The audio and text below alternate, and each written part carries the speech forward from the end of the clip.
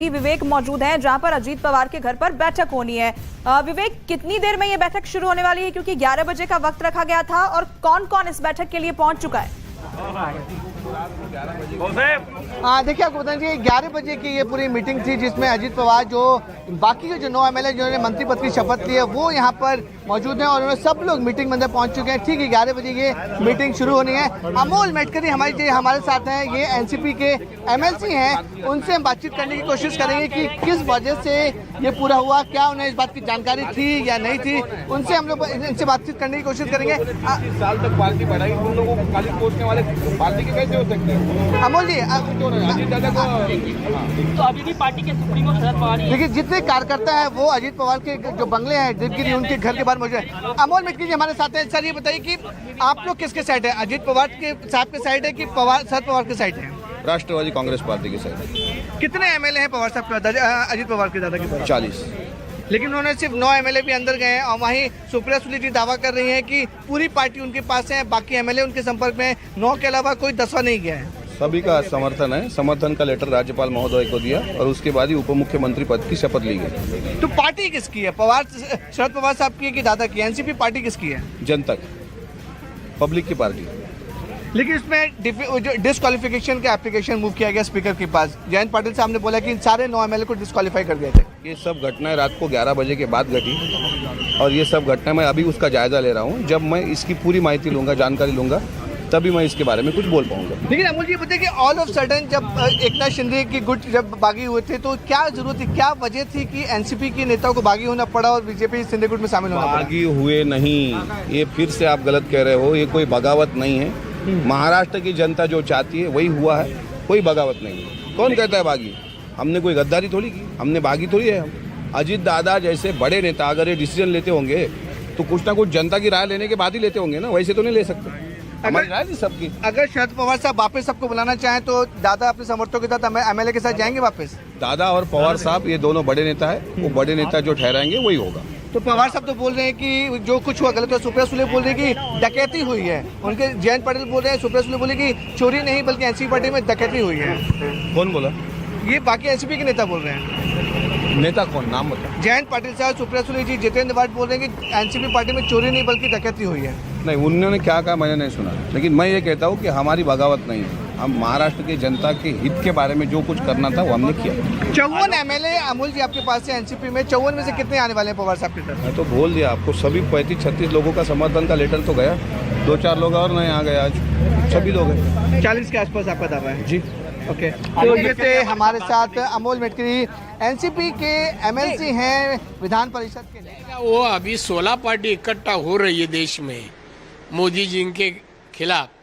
उनकी दशा क्या है? वो सब मिलके 60 सीट ने पा लेंगे संसद का, लोकसभा का, और ये इकट्ठा हो रहे हैं। अभी उनकी ताकत तो वो तो कमजोर होते जाए सब पार्टी। तो ये जो प्रयास कर रहे हैं वो सफल नहीं होंगे। कहाँ सर सफल हो पा रहा है? टीएमसी उधर बंगाल में कह रहे हैं कि हमें किसी अपोजिशन यूनिटी की जरूरत नहीं है, हम अकेले काफी हैं। अरविंद केजरीवाल पहले ही बैठक के बाद से विपक्ष का नेता नहीं सोचना चाहिए सब। कोई जो है सब अलग अलग, जो आघाड़ी में थे वही बोलते हैं कि हम आघाड़ी में नहीं ज्वाइन हो गए। सर, शरद पवार के घर इतना बड़ा विफलता कैसे हुआ? शरद पवार की पूरी पार्टी खिसक गई, सब अजीत पवार के साथ चले गए। नहीं, उसके बारे में अंदर की बात अभी नहीं करूंगा, मुझे जान दे, मेरा फ्लाइट निकल। एकनाथ शिंदे जी की कुर्सी सेफ है? हाँ, एकनाथ शिंदे मुख्यमंत्री बने रहेंगे? मैं अभी कहा चुनाव तक वो मुख्यमंत्री रहेंगे। ये कब सर मंत्रिमंडल जो नए मंत्री बने? वो अभी नहीं, मैं पूछ के आपको बताऊंगा। सॉरी, मेरे को निकलने। मराठीत घ्या ना। आपण जे आता बघतोय की पार्टीमध्ये राष्ट्रवादीच्या फूट पडली आणि एक नवीन राजकीय भूकंप होतो, याकडे कशा पद्धतीने बघता? आणि मागच्या वर्षी जे शिंदे केंद्रीय मंत्री नारायण राणे को आप सुन रहे थे इस वक्त। अब मैं फिर से दिवाकर का रुख करती हूँ। दिवाकर, मैं पटना में हुई इस बैठक का जरूर यहाँ पे जिक्र करना चाहूंगी, क्योंकि हालिया दिनों में महाराष्ट्र में चुनाव नहीं है, लोकसभा चुनाव, विधानसभा चुनाव नहीं है, लेकिन ठीक लोकसभा चुनाव से पहले अगर इतना बड़ा सियासी उठापटक हो और जो तीसरे फ्रंट की तैयारी हो रही थी उसमें बड़ी भूमिका थी शरद पवार की। उनके तजुर्बे का फायदा सबको मिलता भी, क्योंकि अभी जो तीसरा फ्रंट बनने को है उसमें सबसे ज्यादा एक्सपीरियंस वाले लीडर कोई है तो वो है शरद पवार। अब उनकी पार्टी का ऐसे टूटना ये क्या संकेत देता है कि सारा कुछ उठापटक लोकसभा चुनाव के लिए और उसके बाद आने वाले वक्त में शायद ये जो तीसरा फ्रंट है वो भी ब्रेक हो जाए। और ये अजीत पवार की इस वक्त हम तस्वीरें दिखा रहे हैं जहां पे शुभकामनाएं देने के लिए सभी जो कार्यकर्ता हैं पार्टी के, जो तमाम प्रमुख चेहरे हैं, वो सभी एक एक करके पहुंचे हुए। अजीत पवार के घर से ये लाइव तस्वीरें। तो देखिए तस्वीरें हम आपको दिखा रहे हैं जहां पर बैठक होनी है और बैठक से पहले की तस्वीरें देखिए, वहां पर शुभकामनाएं देते हुए आपको दिखाई दे रहे होंगे। बहुत अहम ये बैठक कही जा रही है क्योंकि इसमें आगे की स्ट्रैटेजी पर चर्चा होनी है। लेकिन उससे पहले अजीत पवार को बधाई देते, शुभकामनाएं देते, बुके देते आपको यहाँ पर कार्यकर्ता दिखाई दे रहे होंगे। और उनके गुट की तरफ से दावा ये किया जा रहा है कि कोई बगावत नहीं की गई है यहाँ पर, क्योंकि सभी जो विधायक हैं वो अजीत पवार के फैसले के साथ है। और अगर अजीत पवार बड़े नेता होने के साथ अगर कुछ फैसला ले रहे हैं तो जाहिर तौर पर इसके लिए लोगों से बातचीत की गई होगी, उनकी राय ली हो गई और तभी ये फैसला लिया गया है। तस्वीरें हम आप तक पहुंचा रहे हैं। अजीत पवार जो कि कल ही डिप्टी सीएम बने हैं, अब उनके घर पर ये काफी अहम बैठक चल रही है। आगे की स्ट्रैटेजी पर इसमें चर्चा होनी है। तमाम इसमें अहम विधायक भी शामिल हैं जो उनके साथ बताए जा रहे हैं और यहाँ पर कार्यकर्ता भी पहुंचे हुए हैं जो फिलहाल उन्हें बधाई दे रहे हैं। ठीक ऐसी ही तस्वीरें हमने 2020 में चुनाव परिणाम के बाद देखी थी, जब अजीत पवार चाहते थे कि डिप्टी सीएम रहते मैं साथ में चलूं बीजेपी के, मैं इस गठबंधन का हिस्सा बनूं, और तब भी उन्होंने तेवर यही अपनाया था। लेकिन उस वक्त 80 घंटे में ही सही शरद पवार ने इन्हें मना लिया था। लेकिन इस बार दूर दूर तक इसकी गुंजाइश नहीं दिखती है। मैं सीधे विवेक का रुख करती हूँ। विवेक, इस बार जो हो रहा है भले इसकी जानकारी शरद पवार को नहीं हो, लेकिन भाप जरूर गए थे। और यही वजह है कि जो पार्टी की बड़ी बैठक हुई, इसमें दो प्रमुख चेहरों में से अजीत पवार को कोई जिम्मेदारी नहीं दी गई। अब इसके बाद शरद पवार के पास क्या कोई विकल्प जनता के अलावा बचता है क्या? जी मैं देखिए, अगर सीक्वेंस की बात करें तो पहली दिन ही अजीत पवार के ऊपर डाउट हो गया था जब शरद पवार ने ऐलान किया था कि वो पार्टी से अपने प्रेसिडेंट पद का इस्तीफा दे रहे हैं। सभी लोग तैयार थे, सिर्फ एक आदमी को छोड़ के, वो थे अजीत पवार। अजीत पवार ने बोला कि इनकी एज हो गई है, अब उनको छोड़ देना चाहिए। अजीत पवार को उससे उम्मीद थी कि उन्हें पार्टी का अध्यक्ष बनाया जाएगा। दूसरी अहम घटना, शरद पवार ने वर्किंग प्रेसिडेंट अजीत पवार को ना बनाकर सुप्रिया सुले और प्रफुल्ल पटेल को बना दिया गया। उस समय अजीत पवार ने बोला कि लगा कि उनकी पार्टी में कोई उनको बड़ा पद नहीं दिया जाएगा।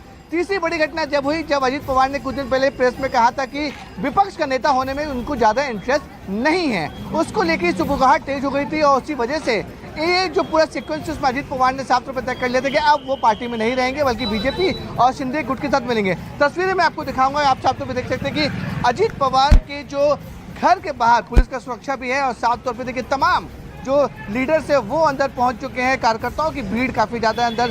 ये तस्वीरें आप साफ तौर पर देख सकते हैं कि अजीत पवार दादा के बंगले के बाहर से हैं और तमाम नेता जो है वो पहुंच चुके हैं। और ठीक 11 बजे मीटिंग शुरू थी, मीटिंग शुरू हो भी चुकी है। देखिए, दो इंपॉर्टेंट पॉइंट है। पहला इंपॉर्टेंट पॉइंट कि जयंत पाटिल सुप्रिया सुले ने डिस्क्वालिफिकेशन का एप्लीकेशन दे दिया है वहां पर स्पीकर के पास। उसको लेकर अब रणनीति की जा रही है कि अगर स्पीकर अगर डिस्क्वालीफाई करते हैं 9 MLA को लेकर, तो उसमें अजीत दादा की तरफ से क्या एक्शन होगा, किस तरीके से रणनीति तैयार की जाएगी, उसको लेकर ये मीटिंग है। इसलिए इस मीटिंग को काफी अहम माना जा रहा है। ठीक है विवेक, मैं आपका रुख करती हूं। No, we will decide now. Today is the first day after the swearing in. So are we you are all comfortable sitting. with the central minister, sir? No, there is no question. We have not discussed anything about Delhi. We have only discussed about the formation of a government in Maharashtra, and that is what has been done. Sir, what do you ditch the party and Sharad Pawar too because he is unhappy, sir? ये प्रफुल्ल पटेल को दरअसल इस वक्त आप सुन रहे थे, ये वही चेहरा है जिनके बारे में कहा जा रहा है कि इन्होंने महाराष्ट्र में कोई पद नहीं लिया। कल डिप्टी सीएम अजीत पवार बन गए। इनके बारे में कैसी चर्चा चल रही है कि दिल्ली कैबिनेट में इन्हें रखा जा सकता है, मंत्रिमंडल विस्तार जब भी हो इनको जगह मिल जा सकती है। और शरद पवार को अगर किसी बात से ज्यादा परेशानी है तो प्रफुल्ल पटेल के बागी होने से। अब हम आपको संजय राउत के बयान सुनवाते हैं। संजय राउत इस पूरे प्रकरण में अलग अलग एंगल ढूंढ रहे हैं।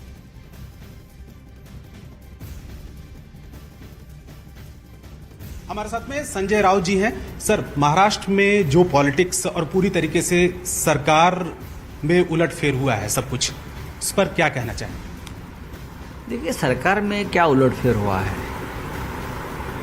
और राजनीति में क्या इतना बड़ा भूचाल या भूकंप आया है, कुछ नहीं है। ये तो होने वाला ही था। ये भारतीय जनता पार्टी की इस प्रकार की राजनीति से हम परिचित हैं। पहले शिवसेना को तोड़ा, शिवसेना तोड़ने से कोई राजनीतिक फायदा नहीं हुआ, उनको पार्टी जमीन पर है। अब एनसीपी को तोड़ा है, वो अपनी ताकत दिखाना चाहते हैं कि हम कुछ भी कर सकते हैं। लेकिन 2024 में महाराष्ट्र की जनता उनको सबक सिखाएगी। बात ऐसी है कि अजीत पवार का कैबिनेट में डिप्टी सीएम का पद देना है, उसका इंडक्शन करना, यानी सबसे पहले ये एकनाथ शिंदे जो हमसे तोड़ दिया उसको चैलेंज है। आने वाले दिनों में मुख्यमंत्री बदल जाएगी, अजीत पवार मुख्यमंत्री होने जा रहा है, अगस्त तक अजीत पवार मुख्यमंत्री बन जाएगा। तो जो हमारे से 40 लोग वहाँ गए वो तो बीच में लटक गए। ये बीजेपी की एक राजनीति, सबको खत्म करो, सबको। महाराष्ट्र से बाला साहब ठाकरे, शरद पवार, ये नाम ये लोग मिटाना चाहते हैं, लेकिन ये मिटेगा नहीं। एक सवाल और सर, क्योंकि शरद पवार जी सबसे ज्यादा अनुभवी और पुराने नेता हैं, जो विपक्षी एकता की बात की जा रही थी, अभी बैठक भी हुई थी बिहार में पटना में, उस विपक्षी एकता को डेंट हुआ है क्या इस तमाम चीजों को लेकर? मैं नहीं मानता हूँ ये। शरद पवार बहुत बड़े नेता है, महाराष्ट्र से जमीन से जुड़े हुए नेता है, पूरे देश में उनको एक प्रतिष्ठा है। जो लोग कल चले गए हैं अजीत पवार, मुझे लगता है ये तो होना ही था। जिस तरह की एक राजनीति उनके पार्टी के अंदर चल रही थी, तो अजीत पवार ने बहुत बार कोशिश की है पार्टी छोड़ने की, लेकिन इस बार डील पक्का हुआ है मुख्यमंत्री पद का, इसलिए वो चले गए। शुक्रिया, शुक्रिया हमसे बात करने के लिए। कैमरामैन अनिल के साथ रवि सिंह, दिल्ली, न्यूज़ 18 इंडिया। और एक बार फिर से सीधे लिए चलते हैं ग्राउंड जीरो पर, जहां पर हमारे सहयोगी दिवाकर मौजूद हैं। दिवाकर, जिस थर्ड फ्रंट की बात लगातार कही जा रही है कि शरद पवार जो कि थर्ड फ्रंट के सबसे अनुभवी चेहरा कहे जा रहे थे, उनकी ही पार्टी में अब फूट पड़ती हुई दिखाई दे रही है। और महाराष्ट्र में हुई इस सियासी उठापटक पर न सिर्फ महाराष्ट्र बल्कि बिहार तक बयानबाजी देखी जा रही है।